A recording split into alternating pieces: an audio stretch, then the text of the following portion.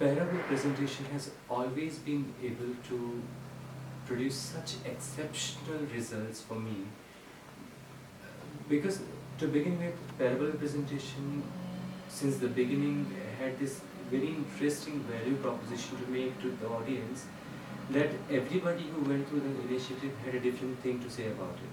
Some came back to us speaking about how how easy it is to articulate now that they have gone through the workshop, how seamless was the entire process, how it was practical, yet they had enough knowledge to be shared, how it was highly humility driven. As in, I don't think I've ever heard so many different things from the same crowd about the same workshop. That was the beauty. And the very first thing that I ever attended when I started working with Dantotsu was the presentation skills workshop, and we called it parable presentation for a very simple reason, because it talks about how every story has a moral ending. Every story has a moral ending, but ending for whom, ending how, ending when, that's what fascinates most about parable representation. That's the most intriguing part for me. Like, have you ever wondered how some subjects were the favorite of yours? Like for me, Hindi wasn't something that I loved.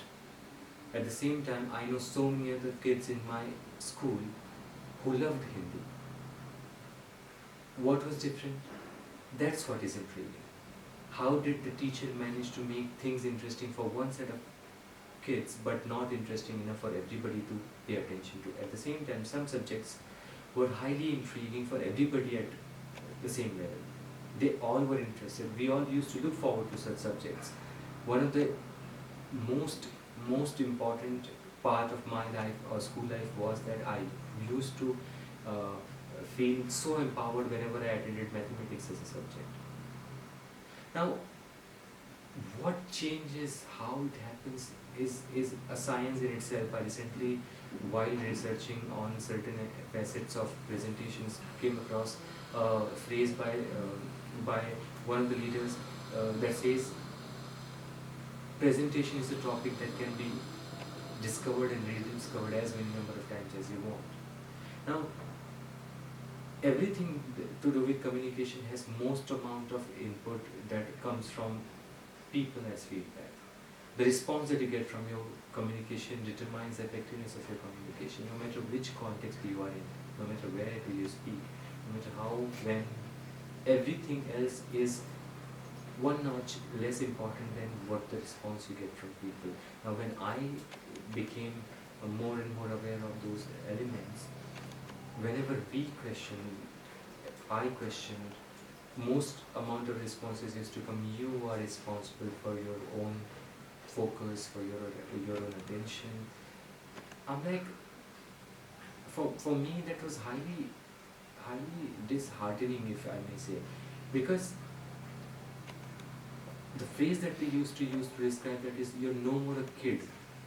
I'm like, I'm in school, how can I not be a kid? What are you comparing me with? And how is it that it's my responsibility to understand you when you don't want to take enough responsibility to make me understand what you want to say?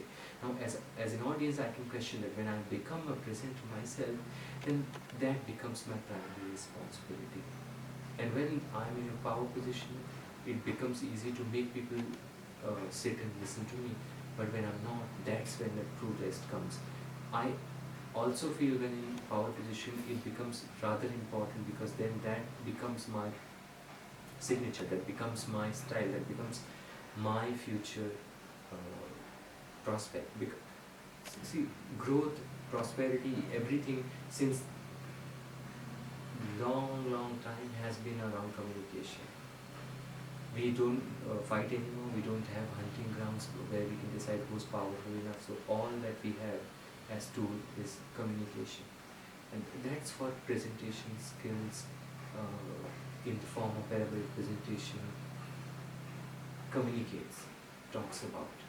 It talks about how you as an individual have those potentials and how can we help you make that easy. It's like, if if I want to make you fly, I can't just give you wings and throw you off the cliff. I need to be able to help you make best use of it. So all the resources that are available, you may know A to Z, but when it comes to use them, how well are you using them? How well are you trained to use them? Speak in front of mirror, think in English, speak in English, be open to feedback. All that sounds fascinating, but are they useful for you is the question. And if it is not, if it is, continue to use them. If it is not, then what can you do to be able to make use of them? Because all the available resources in the world are resources that help you more and more. But to be able to get that help, what can you do? What can you do to be able to use them? Is parallel presentation. Hope to see you soon in one of our workshops. My name is Anupam. Thank you so much for listening.